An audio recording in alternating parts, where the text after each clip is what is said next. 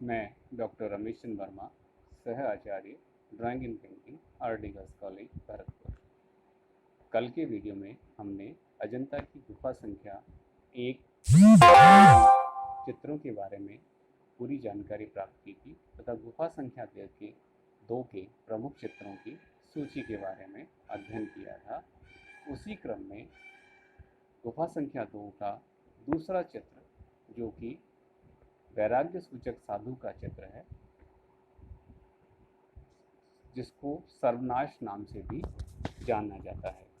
गुफा की दीवार पर एक बुद्ध साधु को लकड़ी का सहारा लिए खड़ा बनाया गया है। उसका बायां हाथ ठोड़ी से चिंता की मुद्रा में लगा है। आपके सम्मुख जो चित्र दिखाई दे रहा है, उन सभी में ये सब चीज़ें दिखाई दे रही हैं और दायां हाथ इस प्रकार घूम गया है मानो यह संदेश दे रहा हो कि सब कुछ मिथ्या है।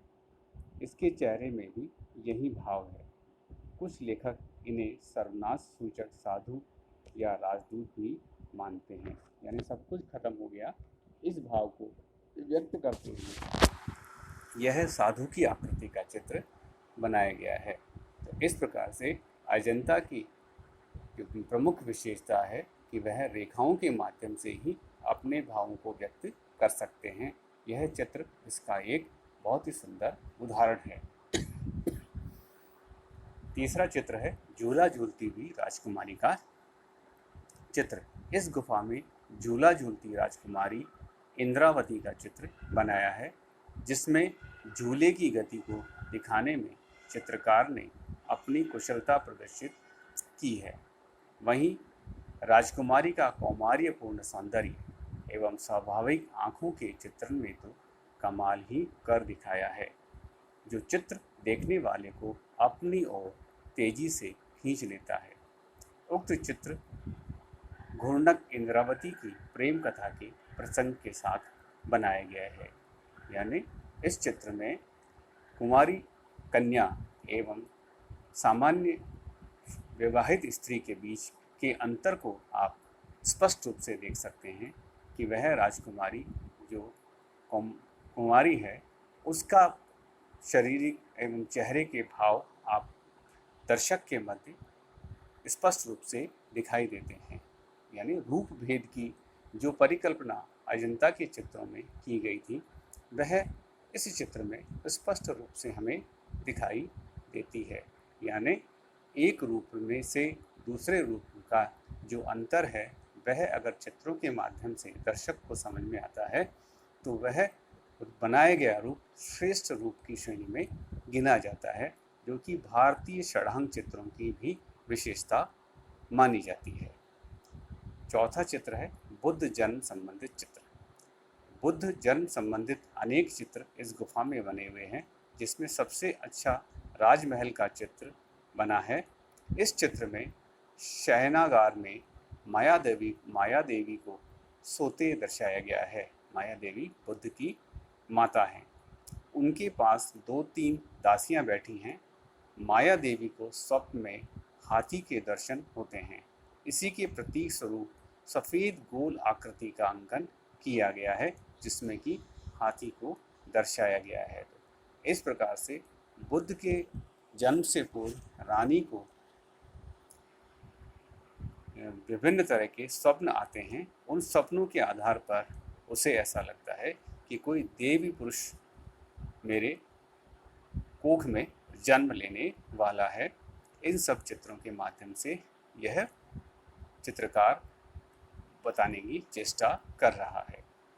पांचवा है त्रसित स्वर्ग में बोधिसत्व। इस चित्र में भगवान बुद्ध को स्वर्ग के सिंहासन पर विराजमान भव्य रूप में अंकित किया है।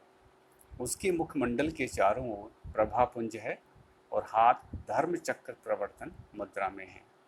बुद्ध के दोनों तरफ मकराकृतियों को बनाया गया है, यानी मकर की आकृतियों को बनाया गया है। उनकी मुख मुद्रा में पर्याप्त गांभीर्य और उनकी स्थिर दृष्टि चिंतन प्रकट करती है। यानी उनकी आंखों से जैसे चिंतन मनन करते हुए हमें दिखाई दे रही हैं। पास ही खड़ी देवताओं की आकृतियां उनकी ओर अभिमुख खड़ी हैं, यानी उनको देखते हुए दोनों तरफ से खड़ी हैं, मानो उनके उपदेश ध्यान से सुन रही हो। उनके पीछे दोनों तरफ ग्राही व्यक्ति खड़े चित्रित किए हैं। अगला चित्र है महामाया तथा शुद्धोधन का चित्र एवं गणना करती स्त्री का चित्र। इस गुफा का महत्वपूर्ण चित्र है। इसमें राज दंपत्ति तथा दासियों को सुंदर ढंग से चित्रित किया गया है। उन्हीं के पास दो ब्राह्मण खड़े हैं। संभवतः उन्हें माया देवी के स्वप्न की व्याख्या करने को बुलाया गया है। चित्र के दाईं ओर महामाया की भांति जेवरात पहने हुए एक नारी खंबे का सहारा लिए खड़ी है। यह नारी लतिका समान दिखाई देती है, लतिका यानी लता के समान। उसका एक पैर बड़े सुंदर ढंग से मुड़कर खंबे पर टिका है, जिससे उसका मध्य भाग दूर हो गया है। शरीर का ऊपरी भाग खंबे से सटा हुआ बनाया गया है। गर्दन कुछ झुकी हुई है। हाथ की उंगलियों की मुद्रा से जान पड़ता है जैसे वह किसी गणना में व्यस्त हो, इसलिए इसे गणना करती स्त्री का चित्र कहते हैं। इस चित्र में चित्रकार ने भूल से दोनों पैरों की उंगलियां एक जैसी बना दी हैं, जिसके कारण इसे बाएं अंगूठे वाली रमणी भी कहा जाता है। श्री राय कृष्णदास ने इस आकृति को राजकुल की महिला महाप्रजापति देवी, जो बुद्ध की विमाता थी, माना है। सातवां चित्र है विदुर पंडित की सवारी। चित्र के मध्य में विदुर पंडित को घोड़े पर सवार बनाया गया है। उनके पीछे एवं आगे अनेक अश्वारोही आकृतियां बनाई गई हैं। अश्वारोहियों के आगे नंगी तलवार लिए पैदल सैनिकों की टुकड़ी चल रही है। सभी आकृतियों की मुद्राएं सजीव हैं। चित्र में नंगी तलवारों की चमकीली नीली रेखाएं अच्छी बन पड़ी है, अर्थात इस चित्र में जुलूस के दृश्य की आकृतियों को बड़ी सुंदरता से संयोजित किया गया है, जिसके मध्य में विदुर पंडित को घोड़े पर सवार बनाया गया है। उसके आगे पैदल सैनिकों की टुकड़ी चल रही है। तलवार की चमक को दिखाने के लिए नीले रंग से रेखाएं बनाई गई हैं एवं सभी आकृतियां एवं उनकी मुद्राएं सजीव बन पड़ी हैं। इसी के क्रम में अगला चित्र है महाहंस जातक।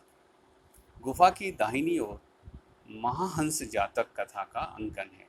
इस चित्र में हंस रूप में बोधिसत्व बनारस के राजा रानी को धर्मोपदेश दे रहे, अर्थात एक पूर्व जन्म में भगवान बुद्ध हंस के रूप में जन्म लेते हैं और वे बनारस के राजा एवं रानी को धर्म उपदेश दे रहे होते हैं।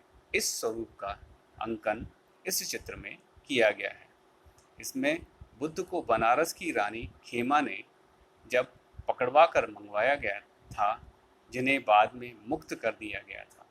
चित्र की में अंतराल की विभक्ति मौलिक है और आकर्षक है, अर्थात महाहंस जातक में जातक कथाओं के स्वरूप के साथ ही मुख्य चित्र के रूप में सिंहासन पर बैठे हुए महाहंस के रूप में बोधिसत्व बनारस के राजा एवं रानी को उपदेश देते हुए चित्रित किया गया है।